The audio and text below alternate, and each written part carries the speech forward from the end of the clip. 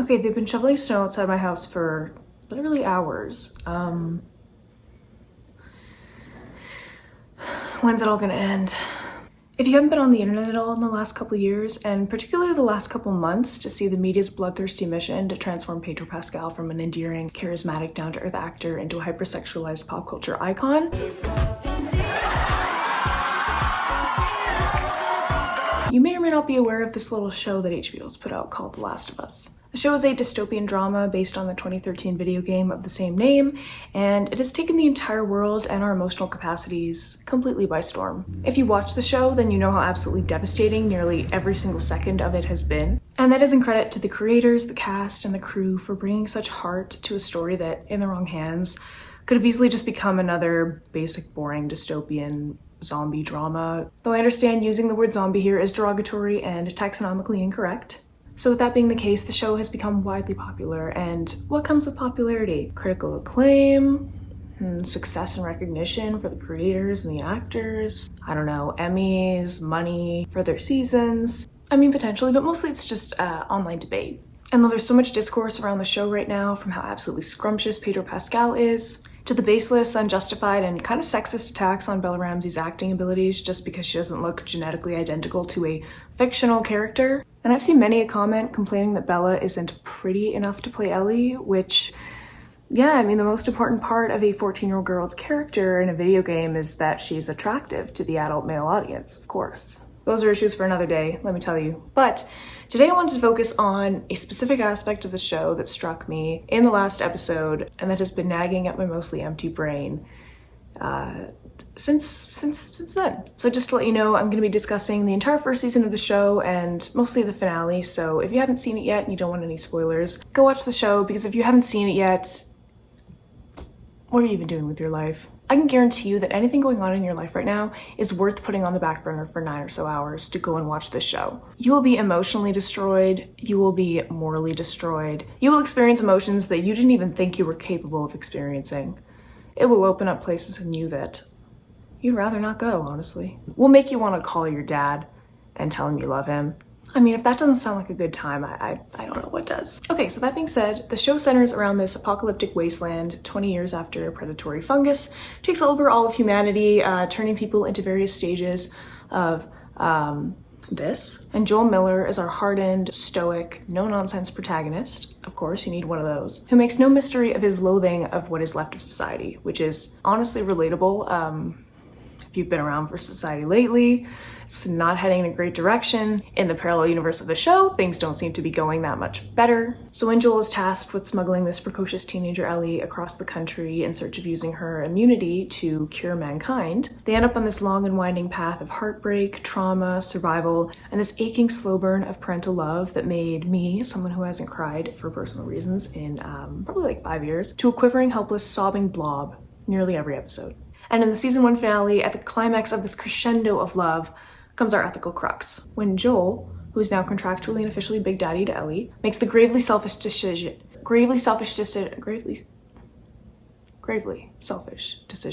to save Ellie's life at the detriment of a cure for all of humanity. And in my weekly post-episode stupor of scrolling through hundreds and hundreds of discussions on different forums, Reddit and Twitter, unfortunately, I discovered that this has been a much mulled over topic since the game came out, and it's kind of having, obviously, a resurgence of discussion now that the show has come out. And along with that, a lot of people have taken the approach of analyzing the situation through medical ethics or through like ethical philosophy, I guess you could say. And me, as someone who did take an ethics class in university and is thus fully qualified to discuss the matter, thought it'd be interesting to explore these different angles of this moral dilemma and see if we can come to some kind of conclusion or understanding. We probably won't, though, because the whole point of ethics is that right and wrong is completely subjective and can be defined in many ways. But that won't stop me from talking. As I embark on my Chitty from the Good Place era, let's review the details.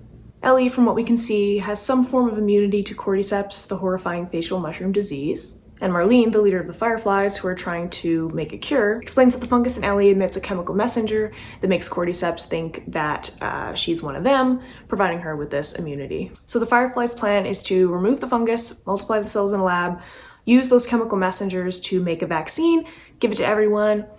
Cordyceps is cured, everyone's saved, right? Sounds awesome. Which, like, am I just brain dead? Or did Ellie still get attacked by infected people, like, all the time? I guess, or did they leave her alone? Anyways, if we take that at face value, that sounds great. Everyone's cured. Life can go back to normal. They can invent TikTok, because the show stopped in 2003. We can finally get back to mankind's divine purpose of accelerating climate change. It's great. Yeah, there actually is a problem. Cordyceps grows in the brain, and they're gonna have to perform a fatal procedure on Ellie to get it out. The Fireflies explain to Ellie that they need to run some tests, hence they're gonna put her under, and while they're doing that, they're actually just gonna hopefully she gets like a statue or something at least, in her honor, but sorry Ellie, bye, thank you for dying for our sins. Understandably, Joel is not taking any of that, so he overtakes the whole hospital, killing nearly everyone in his wake to save Ellie. Which admittedly, outside of the analysis of this video, is top dad behavior.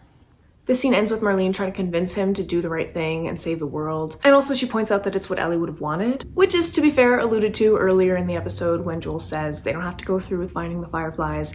They can just go back to Jackson, Wyoming and have a safe and happy life in that cute little mountain town. But Ellie, headstrong as she is determined to see things through and finish what they started. After all we've been through, everything I've done,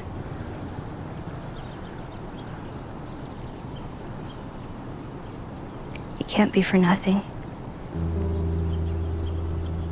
Even to the detriment of herself, which means, she's dead. But Joel, putting Ellie above literally everyone else on Earth, kills Marlene, escapes with Ellie, and then later tells her that they've discovered others who have seeming immunity like her, and the Fireflies have tried to make a cure work out of those cases, and they've just failed every time. And so, yeah, there's no hope, it's not gonna work. And then Raiders came and killed everyone, so he had to rescue her and get out of there. And in the final scene of the season, they arrive back in Wyoming, and Ellie asks Joel to swear that he was telling the truth about the Fireflies. And Joel swears that he was telling the truth. That little fucker. And it's clear that Ellie does not believe him. She trusts in him enough to let him lie to her, even though she knows that there's more to the story. Okay, so a few ethical questions here that the creators wanted us to dwell on long after the show. And mission accomplished, because it prompted me to make this video, so it worked. The first gut-wrenching one, and probably the one that most of us pick up on right away, is Joel's decision to save his daughter over the entirety of humanity and effectively giving up the opportunity for a cure. And the question raised is it morally right to save the life of the one person who means the entire world to you instead of saving millions? Billions? How many people are left on Earth at this point, do you think? It can't be billions. Anymore? I don't know. A lot of people. A lot of people would be saved. Let's say that. So the most classic Ethics 101 way to look at this question is with the trolley problem. There are 5 workers on this track and 1 over there. Here are the levers to switch the tracks. Make a choice. The thing is, ethically speaking... No time, dude! Make a decision! Well, it's tricky! On the one hand, if you ascribe to a purely utilitarian worldview... Okay. So, what did we learn? And there are a lot of variations of this problem that address kind of various different ethical nuances. Quick, Judy, what's your decision? Okay, I can do this. I am choosing to switch tracks, so that way I only kill one person. Oh, forgot to tell you, this is the scenario where you actually know one of the people. It's your friend Henry there.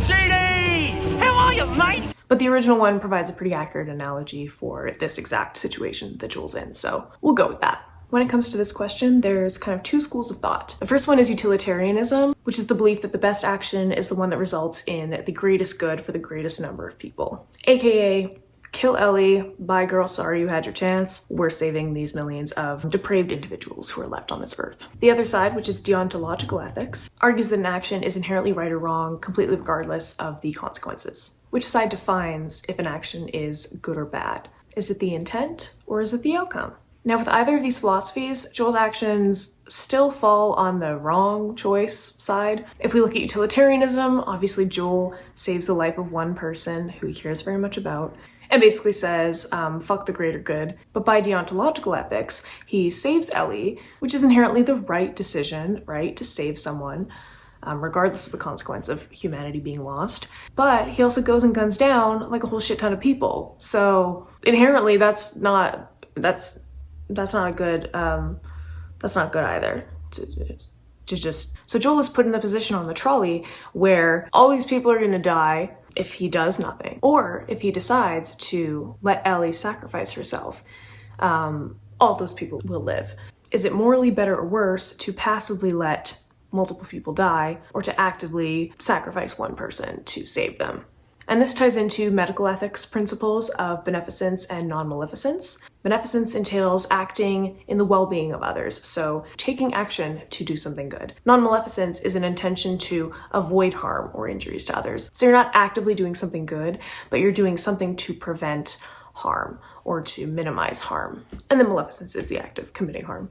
Inherent human selfishness is to value ourselves and the people we love over strangers. Obviously, the relationships and emotional attachments that we develop with the people we love is so much stronger than our generalized relationship to our species, and our sense of responsibility in protecting others that we have no connection with and get nothing out of. If Joel left the hospital and didn't fight to save Ellie, he would basically be passively letting her die. So while he didn't directly act to kill her, and it wouldn't be an act of maleficence, he didn't act to save her either. But of course, if he let Ellie die and a cure was produced, hypothetically and indirectly, he would be saving millions of lives. So would this qualify as an act of benevolence? Of course, not everyone who gets the vaccine would have become infected and died anyways. They wouldn't necessarily benefit from the sacrifice of Ellie. So in Joel's decision to save Ellie, he's acting with beneficence. However, he's also acting with maleficence in killing multiple people to get to her. He's also not acting in the well-being of others by taking away the cure. So even by deontological ethics, if Joel does the right thing by saving Ellie, but he does the wrong thing by killing a whole bunch of fireflies to save her, he's overall making the wrong choice. I turned on a lamp. Another justification could be that Joel doesn't view society as being redeemable. And to be honest, we haven't seen too much to indicate that it is either. Like, how many of the show's enemies have been humans versus infected? And honestly, it makes sense for his character to save the one person he cares about when humanity is doomed anyways. In the final episode, Joel reveals that Ellie is the reason that he keeps going. So time heals all wounds, I guess. It wasn't time that did it.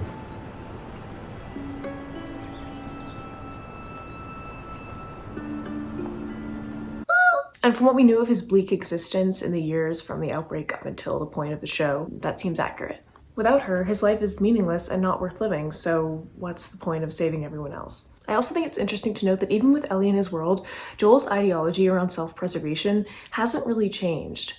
And in that way, the sacrifice of her would indirectly be a sacrifice of himself. And that's not a sacrifice that Joel is willing to make. And that's not me meaning to attack the character. Clearly, he's been through a lot of trauma that would lead, I think, most of us to be that broken and jaded. And it's difficult to know how you would actually react if you were in his situation. Everyone would like to think that they'd be all heroic and altruistic and doing the right thing and being braver and being the better person. But the reality of that could be much different, especially when it comes to if you're just alone in the world with everything taken away from you. And the moment that you have something that actually brings meaning to your life, it's stripped away. And the other thing is that this was a time-sensitive decision. Joel wasn't afforded the luxury of a hypothetical ethical discussion with himself amongst the comfort of pillows and plants. He had to make a choice then and there, and in that moment, he had no choice. It was a completely emotional response for him to save Ellie, but I think that even if we identify his actions as being morally and ethically incorrect based on most philosophies, you can't ignore the immense love that he has for her that results in this decision. And I would say most people engaging in this discourse agree with Joel, and whether or not they're parents themselves, they say that they would do the same thing as him. Joel has had nearly everything and everyone in his life taken away from him. I don't think he feels any particular obligation to do the world any favors. So saving Ellie was a carnal action, and one that Joel committed,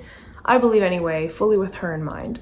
He just wanted to save her and protect her. She's his baby girl. And in his parental role, that makes complete sense, regardless of the ethical questions. However, his handling of it later, when Ellie wakes up and he's had time to think about whether or not he should tell the truth or whether or not he should, allow her to make the decision for herself, is when it really reveals him acting out of self-interest. And now that the pressure of saving her and escaping has subsided, it's time for Joel to think about himself again. An issue a lot of viewers had, myself included, particularly anyone with a medical background, but even in this day and age, I think we've all seen how pandemics pan out, is what if the cure doesn't work? Like, there are a lot of logistical issues here in saving humanity with a vaccine. Not that we've seen that firsthand, but theoretically I could see it being an issue. Okay, so the Fireflies are going to go in raw with the, I think, one doctor that they have to perform a fatal brain operation on the one person on Earth that they know has immunity to the fungus. What if they mess up the surgery? Like, who is this doctor? Is he even a surgeon? Is he like, what are his credentials? Where did he do his residency? What is his experience? I want to see a resume. I want to see a LinkedIn page. What if they mess up the surgery, Ellie dies, and then they're back to square one and it was all for nothing? Well, I guess it was just one life versus the potential to save many. So given that she meant nothing to any of them except for Marlene, who did make a promise to her dying mother that she would protect her. What if something happens to the sample? Because God knows that hospital did not look sanitary, and they barely had power to run the building in the first place. Like, sorry, we're just expecting you guys to have adequate refrigeration and storage. Like, I don't believe it. And then they have to make this vaccine. Does this rundown abandoned hospital just happen to have an industry-grade manufacturing plant? Not to mention the whole country is a lawless Super Mario minefield of mushrooms and raiders. So yeah, sorry, where are they gonna safely manufacture this vaccine? How are they gonna distribute it across the country, let alone other countries? And are people anti-vaxxers in the dystopian future? Marlene was so confident that this was a sure thing. Well, she did say, our doctor thinks it's a cure or something like that. I was like, okay, well, so like, is it a cure or isn't it? Because I feel like that matters. And why they have to do it right now? Like, the Earth has been destroyed for 20 years. I think you can hold off for a week or two to like run some tests. Okay, so I guess the showrunners have said that yes, the cure would work. It's all a sure thing like Marlene presents in the show. So the whole issue of is this actually gonna work is not canonically a concern, which any viewer with more than 3 brain cells would consider those questions. But okay, it's a fictional show.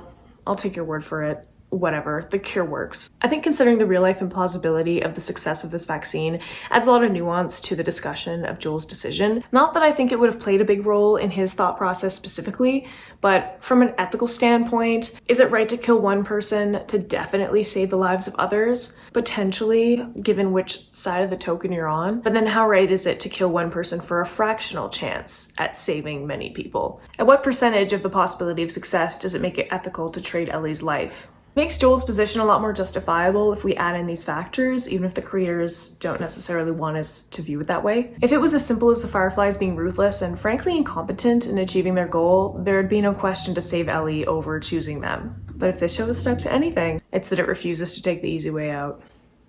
Okay, so fine, the cure would have worked. Whatever.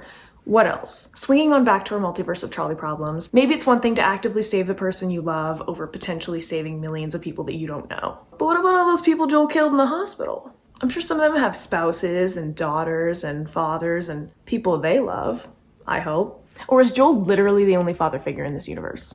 Because I support that. This wasn't a potential, I could save them or I could not, and they might survive and find another cure without me type of situation. Marlene made it clear, Ellie's the only one who's immune in a whole world, the only person they've ever been able to find, like, she is it, this is their one chance, there is no other option, there is no other, oh, we find a cure later, like, she's it, she's their girl, she's the main character, she's everything, she's the icon, she's the girl, she's the Serena van der Woodsen, there's no one like her, there never will be, get over it. But this was Joel intentionally ending the lives of dozens of people to save Ellie, which arguably needed to be done because the Fireflies weren't going to let him escape alive. Escape alive? How else is he going to escape? They wouldn't let him take her and not try and kill him also. But it was still something that he needed to do, that he knew was part of making that choice to save her. And he does it without question, obviously. He wasn't going to make it out of that building without Ellie, and the Fireflies weren't going to let him make it out of the building with Ellie. He had to die or they all had to die. That's the situation. And at this point, I think we have to take a step back from the tropes of the genre to think about the actual implications of that. Obviously, in video games and shows like this, it's pretty easy to become desensitized to mindless violence. Against clickers, it's clearly justified for self-defense because, you know, they're gonna stick their little fungus tongues in your little mouth and get you. With human enemies, it's supposed to be more complicated. Most of the people Joel and Ellie kill throughout the show are killed in self-defense or self-preservation, you know, because those people would have killed them first if they had the chance. We do see an inkling of Joel's complete departure from empathy when he needlessly kills 2 of David's men after he's got the information he needs, despite the one guy begging and showing clear despair over the torture and death of his friend. I ain't telling you shit. It's okay. No. I believe him. No. We see that side of Joel that is unwielding in swiftly disposing of anyone that gets in his way of protecting Ellie. And the people who Joel kills in the hospital were all people who were coming at him, who were ordered to kill him if he tried anything. So he kind of had to do it, I guess. Even the doctor in the OR brandished his scalpel at him. I won't let you take her. So I guess the only ones who lived were like the nurses who didn't do anything. So I guess that was nice. But when two people are actively trying to kill each other because they think they have no choice, is it really self-defense on either side? If hypothetically Joel had surrendered and just walked out with those guys to the highway and gone about the rest of his life, presumably they would have let him go unharmed and self-defense wouldn't have been necessary in that situation. But because Joel didn't choose that path, he chose violence. He had to go after all of them. He just did. So was Joel justified in killing nearly every Firefly in the building to save Ellie? Logistically speaking, yes. Ethically speaking, a dozen lives are worth more than one. And I just want to add in here, this was something that I thought about. This is something that I haven't seen anyone talk about really, but like, the infected are not technically dead. You know what I mean? Like, sure, they're not conscious human beings in the way that they once were, but do they still have a right to live? Is that controversial? Hashtag clicker rights. But do you know what I mean? And I'm not trying to be weird, but like, just as people with incurable diseases or medical conditions where they aren't the same as they once were, or even if they end up harming people as a result of their condition, they still for the most part have a right to live, you know? I don't know, this is a whole rabbit hole. This was just something I thought about. This was just something that crossed my mind. Like, maybe they need, I don't know, maybe they need to band together and like assess their, I don't know what I'm saying, but you know what I mean? I feel like it kind of makes, I feel like there is like an argument there. Somewhere. I haven't defined what that argument is, but yeah, I don't know. But I guess that does relate to the whole thing about there being a cure and the whole thing about Joel sacrificing Ellie to save millions of lives or whatever. Save them from what? Because like they're technically still alive. Like he's not saving lives, he's just saving them from becoming like giant mushroom heads, which is noble, but like they could still have a life to live as a clicker. That doesn't mean their whole life is gone. They still have a purpose. More of a purpose, I would say, than most like average people just going about their day. You know? At least they have that strong need to preserve their species. Okay, okay, I'm done. That's it. Whew, okay. Another thing, a Reddit poster, I don't know who it was, because again, I read hundreds of comments. There was one post that stuck with me that basically said that if Joel chose humanity over Ellie, he would be embodying cordyceps. And in that they mean that he would be embodying that hive mind mentality to act in the greater good of the species. You know, the fungus isn't inherently evil, just in the way that a lion kills and eats a gazelle isn't evil. They're just doing what they need to do to survive as an individual and as a species to further their species' interests on this planet. We are from Planet Earth. So the fungus is an organism whose purpose of being is to proliferate and spread and keep itself alive through any means that it can, which unfortunately a side effect of that is, you know, taking over human beings, which is not great for us, but for the fungus, not so bad. Actually pretty good. But part of what makes us human and separates us from those lower form organisms is our emotional capacity and our ability to form these deep connections with other humans, or I guess like animals too, whatever. I don't want to exclude any pet parents out there or plant parents. But yeah, part of what makes us human is our ability to circumvent those biological instincts to put what matters most to us as an individual first. You know, human race be damned. You know, and whether that's good or bad, that's human nature. So in this way, Joel is kind of a literary foil to the fungus. Foil to the fungus. Foil to the fungus. In making that biologically illogical choice. And I think many parents, or really anyone who has a relationship as strong as what Joel and Ellie have, would say that of course they would save their child or their loved one at the cost of literally everyone else on Earth. So in the end, in Joel's decision to save Ellie, which was less of a decision and more of a necessity for him really, love and emotion conquers all ethical possibilities. And so I guess the point is Joel loves Ellie, and that's the end of that. All this discussion was for naught. Joel's actions are only one component of this whole episode and all the kind of moral and ethical questions that we can address and talk about. So I'm gonna keep talking. Okay, so Marlene did not respect Ellie's consent when they operated on her without informing her that she would in fact be dying that day. So that's not good. And also Joel didn't respect Ellie's consent in rescuing her from the Fireflies because she was unconscious and she didn't have the opportunity to make that decision for herself to stay and die for the cause, or to leave with Joel if that's what she wanted to do. But we all know if given the choice, she would have sacrificed herself, and Joel knows it too. So what would she decide, huh?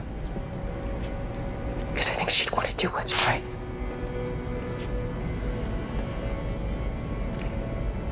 And you know it. However, remember, Ellie is a 14-year-old girl. She's a child. Despite, her world experience and her traumas and what she's been through, she's still a child. So how can a child consent to that kind of situation anyways? Is that even possible? And if she can't consent for herself, well then who can, right? Because she doesn't have a legal guardian, and I don't know in this society if they even care about legal guardians. Again, where did this doctor get his license? So generally, we think about people being able to give consent when they're adults, so when they're 18. Where I live in Canada, there's no universally accepted, legally defined age for consent in Canada. And I'm specifically talking about the age of consent in a medical scenario, which I feel like fatal brain surgery would fall under that umbrella. So the Canadian Pediatric Society says that the capacity of the pediatric patient to consent to a proposed treatment varies with age and circumstances and must be determined on a case-by-case basis. So for the most part, a parent or legal guardian has the final authority and is expected to act in the best interests of the child. However, there are circumstances when a child's consent is sought out for a treatment or a procedure, and depending on their age, and again, the case-by-case basis of their life experience, their emotional capacity and mental development, intellectual development, ability to understand and explain, the risks and benefits and options and alternatives of the treatment proposed. And so with Ellie in particular, she is 14, so she's not like a little baby. She obviously has, her own desires and wishes and ability to understand to some extent the gravity of the situation that she's in. However, if this was not a dystopian post-apocalyptic wasteland, but let's say if this was like a high-risk surgery where, she's not dying on purpose, but, there's that risk. Ideally, we would have a team of healthcare professionals involved with her and her family to assess the whole situation, assess her capacity and her ability to consent to this. And in the real world, would we intentionally kill a 14-year-old girl to make a vaccine? Probably not. That probably wouldn't fly. Her parents probably wouldn't like that very much, as we've learned in Ellie's case. Please. Let me go. You've just come after her.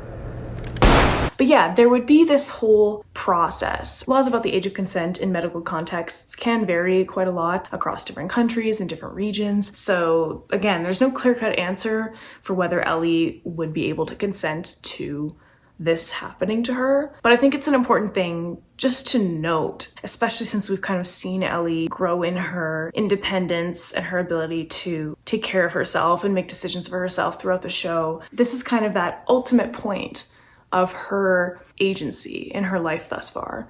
And the fact that it was taken away from her, first by Marlene and second by Joel, I think is impactful to the narrative of her growth as a character and where she's at emotionally and developmentally at the end of this season. Assuming that she should have some agency and some choice here, Joel didn't allow her to have that choice, right? And it's not just the issue of her wanting to go back and work with the Fireflies or whoever for a cure in the immediate term. Joel knows that if Ellie knew the truth, that her immunity was a surefire savior of all mankind, that she would never let it go. If she's a child, sure, he can prevent her as her father. He can prevent her from pursuing that in the short term, but, once she reaches adulthood and she has official independence over her own life, she's of course going to seek that out. And when she does, she's going to leave Joel and he's going to have to let her go, whether he wants to or not, which clearly he doesn't want to, obviously. This was the real heartbreaking part for me because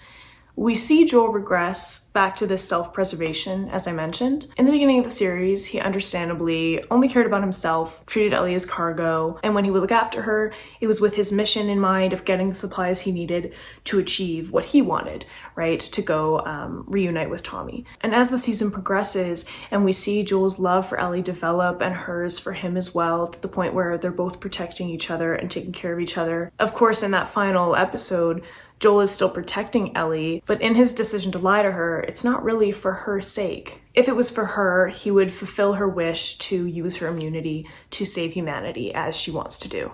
Or he would at least be honest with her and tell her what happened so that she could make that decision for herself at some point. Again, questionable how much agency she has at 14, but nonetheless. So Joel saving Ellie from the Fireflies was for her 100%. But him lying to her afterwards to keep her from pursuing that and to keep her with him, he did it for himself because she has become everything to him, and losing another daughter is literally the last thing that he will do.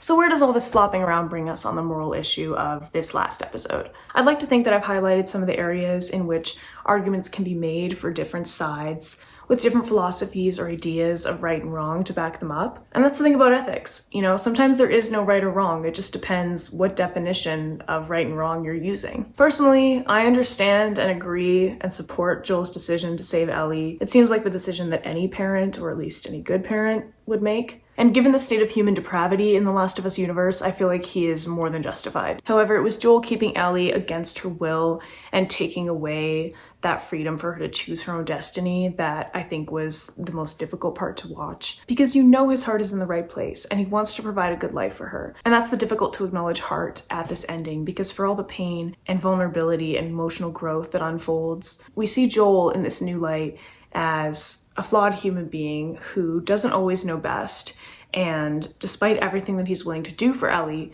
which is a lot, he still puts himself and his needs first. But Ellie's face at the end of the season when she knows he's lying. Swear to me that everything you said about the Fireflies is true. I swear. Okay.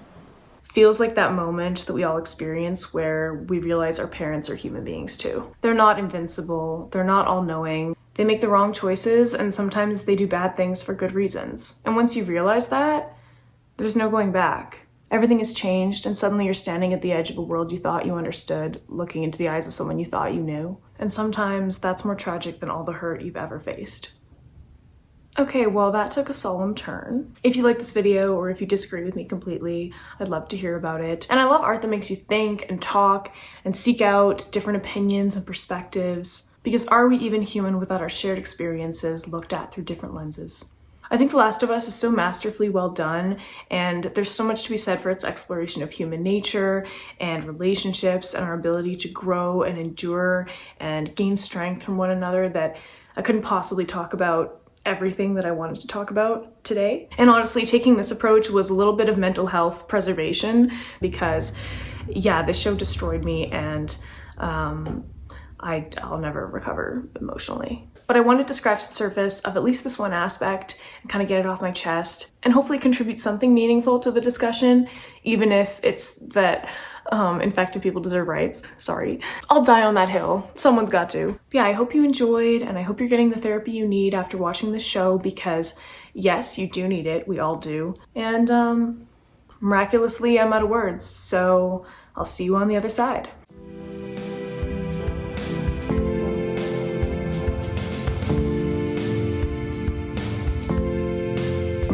Makes the gravely selfish decision.